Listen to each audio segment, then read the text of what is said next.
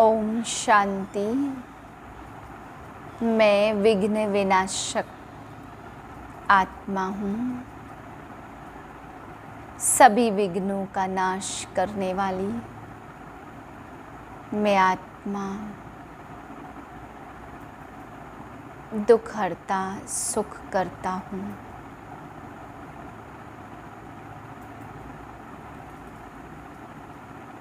मेरे शुभ संकल्पों से सभी विघ्नों का नाश हो जाता। इसी स्मृति में रहे आज के महावाक्य सुनते हैं। 9/9/2022 के महावाक्य हैं। मीठे बच्चे, जब तक जीना है तब तक पढ़ना है, सीखना है। तुम्हारी पढ़ाई है ही पावन दुनिया के लिए, पावन बनने के लिए। प्रश्न है, बाप किस गुण में बच्चों को आप समान बनाने की शिक्षा देते हैं? उत्तर है, बाबा कहते, बच्चे जैसे मैं निरहंकारी हूँ ऐसे तुम बच्चे भी मेरे समान निरहंकारी बनो। बाप ही तुम्हें पावन बनने की शिक्षा देते। पावन बनने से ही बाप समान बनेंगे। दूसरा प्रश्न है, जब बुद्धि अच्छी बनती है तो कौन से राज बुद्धि में स्वतः बैठ जाते हैं?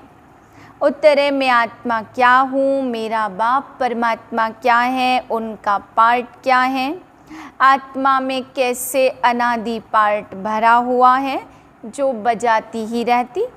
यह सब बातें अच्छी बुद्धि वाले ही समझ सकते हैं।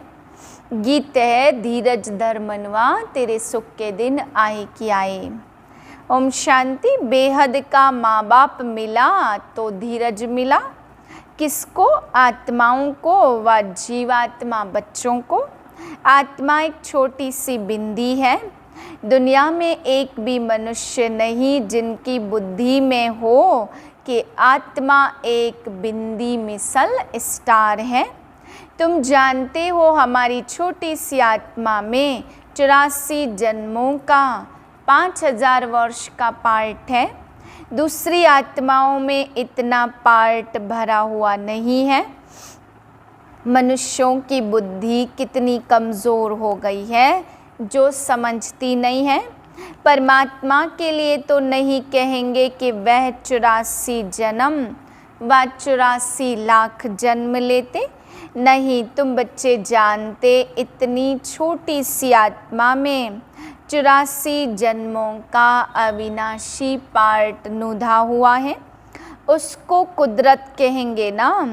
कितनी छोटी सी बिंदी आत्मा है जिसमें सब जन्मों का अविनाशी पार्ट नुधा हुआ है। वह कभी मिटता नहीं है, मिटने वाला भी नहीं है। कितना भारी वंडर है। तुम्हारे में भी कोई है जो इन बातों को जानते हैं फिर भूल जाते। यह धारण करना है औरों को समझाने के लिए। बाप परमपिता परमात्मा को करण करावनहार कहा जाता, वह भी करते हैं सिखलाने के लिए। उनको निराकार निरहंकारी कहा जाता, उनका अर्थ भी कोई समझ न सके। यह गुण बच्चों को सिखलाते। बच्चों को भी ऐसा निरहंकारी बनना है। ज्ञान सागर है जो ज्ञान भी सुनाना पड़े।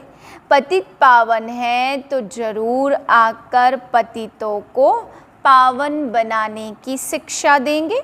जैसे सन्यासी शिक्षा देते सन्यास करवाने के लिए, यह भी 5 विकारों का सन्यास करना है। पतित पावन ही आकर शिक्षा देंगे, नहीं तो हम पावन कैसे बने?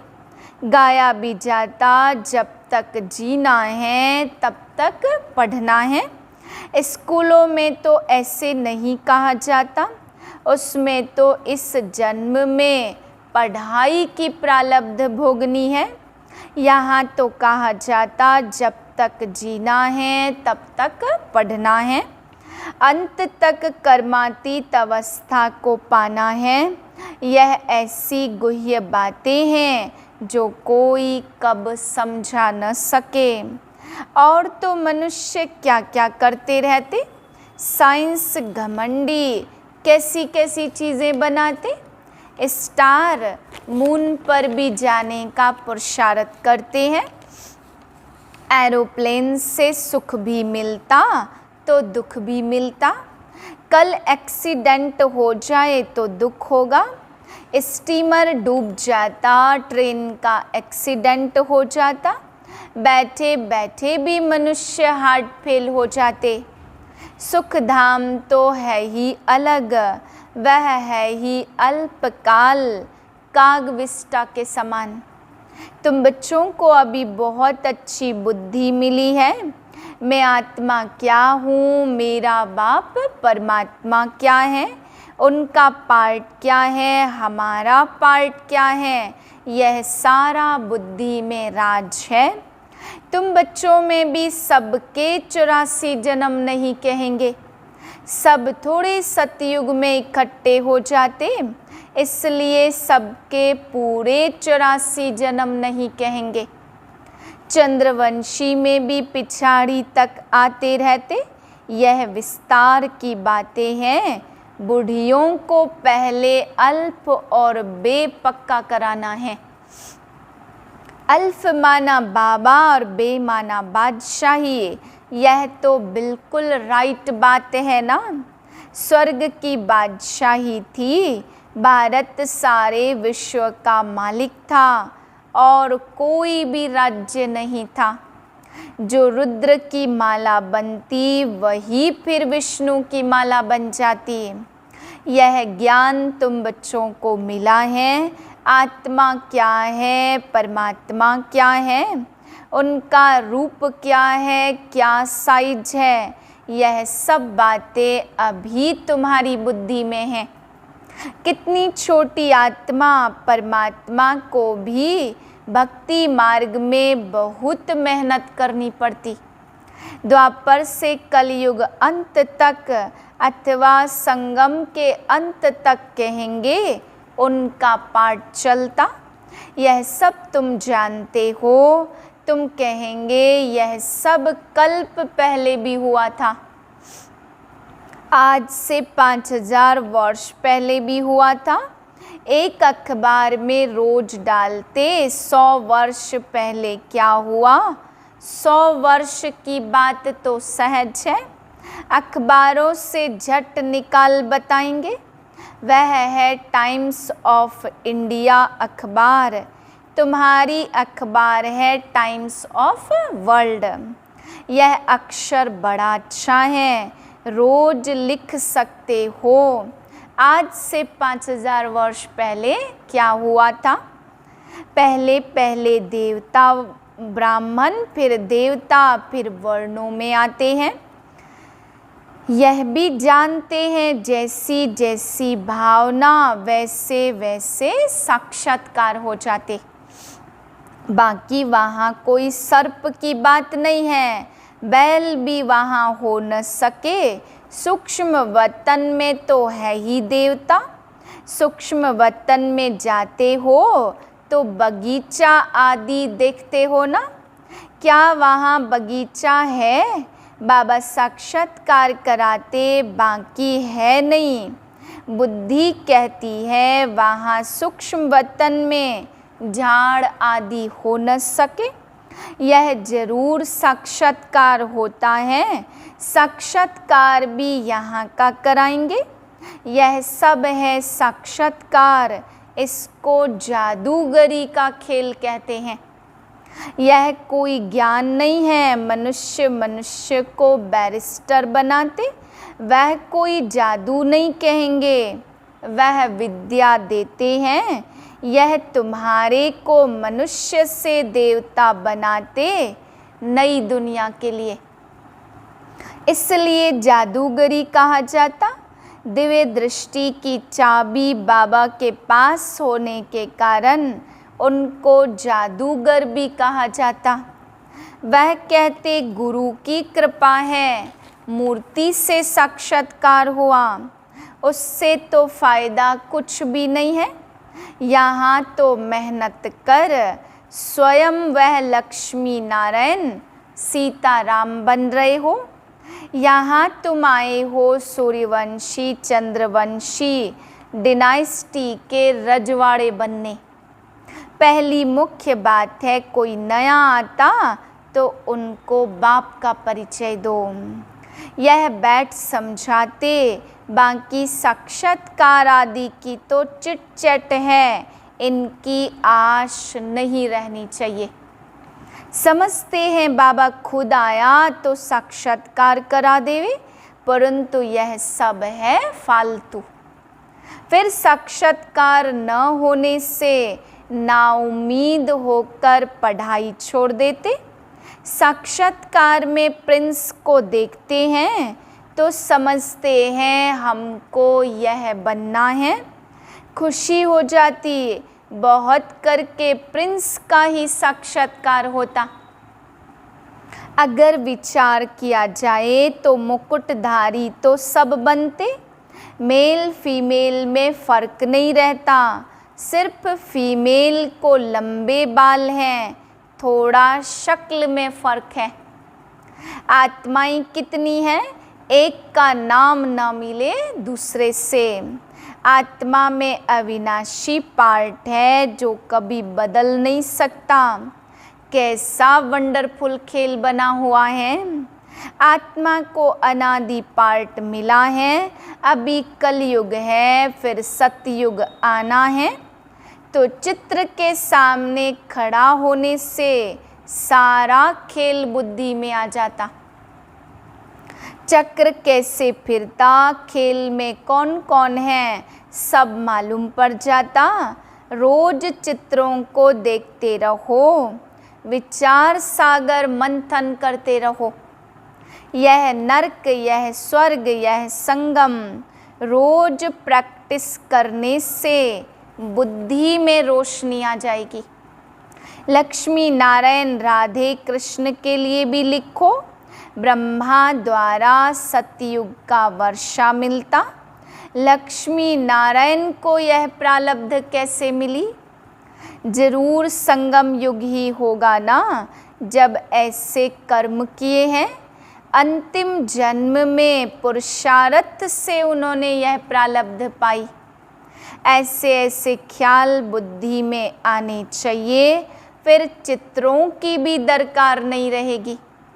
बुद्धि में सारा राज आ जाएगा। इन चित्रों से फिर दिल रूपी कागज पर उतारना है। बाबा सेंटर्स के बच्चों का मुख खोलने की युक्ति बता रहे हैं। चित्रों को देखते रहो और अंदर में बोलते रहो। फिर भक्ति मार्ग कैसे शुरू होता? जो जो जिस धर्म के हैं उसमें ही फिर आएंगे ना। कितना सहज है उन पर ही समझाना। आत्मा क्या है, परमात्मा क्या है, उसमें अनादि पार्ट नुधा हुआ है। सतयुग में हम सुख का पार्ट बचाएंगे, इतने जन्म लेंगे। शमशान में भी जाकर किसको समझा सकते हो? जब तक मुर्दा जल जाए तब तक बैठकर सत्संग करते। तुमको कोई रोकेगा नहीं, बोलो आओ तुमको हम समझाएं। सुनकर बहुत खुश होंगे। बात करने वाले बहुत समझदार सयाने चाहिए। कहाँ भी जाकर तुम समझा सकते हो। समझाते तो बाबा बहुत अच्छी तरह हैं। तुम्हारे बगल में सच है, मनुष्यों के कच्छ में झूठी गीता है। तुम्हारे बगल में विश्व की हिस्ट्री ज्योग्राफी है। श्री कृष्ण को श्याम सुंदर क्यों कहते? आओ तो हम आपको कहानी सुनाएं। सुनकर बड़े खुश होंगे। काम चिता पर बैठने से काला मुंह हो जाता, तो ऐसे ऐसे समझाने से तुम बहुत कमाल कर दिखा सकते हो। तीनों चित्र भल साथ में हो। एक चित्र पर समझाकर फिर दूसरे चित्र पर समझाना चाहिए। बहुत सहज है, सिर्फ पुरुषार्थ की बात है। टाइम तो बहुत है, सवेरे मंदिरों में चले जाओ। आओ तो हम तुमको लक्ष्मी नारायण की जीवन कहानी सुनाएं। भक्ति मार्ग में यज्ञ तप तीर्थ आदि करते करते तुम एकदम कौड़ी मिसल बन पड़े हो। फिर शास्त्रों ने क्या सहायता की? हम आपको सच बतलाते सच ही सहायता करते हैं ना। अच्छा, मीठे मीठे सिकेलदे बच्चों प्रति माता पिता बाप दादा का याद प्यार। Good morning. रूहानी बाप की रूहानी बच्चों को नमस्ते। हम रूहानी बच्चों की रूहानी बाप को याद प्यार नमस्ते। धारणा के लिए पहली पॉइंट, पढ़ाई पर पूरा ध्यान देना है।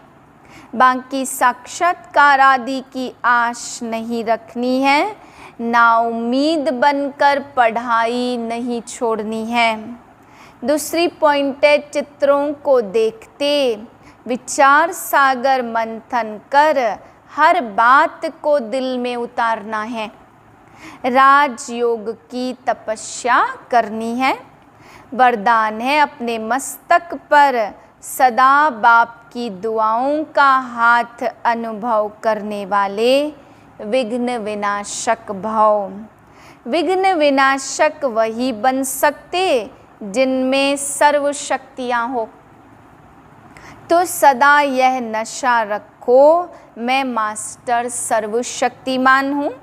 सर्व शक्तियों को समय पर कार्य में लगाओ। कितने भी रूप से माया आए, लेकिन आप नॉलेजफुल बनो। बाप के हाथ और साथ का अनुभव करते हुए कंबाइंड रूप में रहो। रोज अमृत वेले विजय का तिलक स्मृति में लाओ। अनुभव करो कि बाप दादा की दुआओं का हाथ मेरे मस्तक पर है, तो विघ्न विनाशक बन सदा निश्चिंत रहेंगे। स्लोगन है, सेवा द्वारा अविनाशी खुशी की अनुभूति करने और कराने वाले ही सच्चे सेवाधारी हैं। ओम शांति।